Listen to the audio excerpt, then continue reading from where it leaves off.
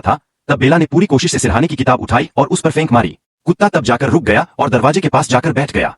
डरी हुई बेला रोने लगी। उसी समय अचानक बिस्तर के पास से एक हाथ बाहर आया। उसका पति मानो फिर से जिंदा होकर खड़ा हो गया हो। वह घबराकर पति से हथकड़ी खोलने को कहती है, लेकिन अगली ही पल देखती है कि असली शव तो अब भी जमीन पर पड़ा है। दो पति एक साथ देखकर वह सन्न रह जाती है। फिर पति का भ्रम उसे समझाता है कि अगर वह जिंदा रहना चाहती है तो उसे खुद को छुड़ाना होगा। बेला ने बहुत कोशिश के बाद अपनी एक छोटी उंगली तोड़ दी और तब जाकर हथकड़ी से एक हाथ निकाल पाई। इसके बाद उसने बिस्तर का पल्ला तोड़कर खुद को आजाद किया, लेकिन पलटकर देखने पर उसे एहसास हुआ कि यह सब एक भ्रम था। अब तो उसे अपने ही दो भ्रामक रूप दिखाई देने लगे, जो कानों में लगातार बेहस कर रहे थे। थोड़ी देर बाद उसने सिरहाने मोबाइल देखा, लेकिन लंबा कद होने के बावजूद उसका हाथ वहां तक नहीं पहुंच पाया।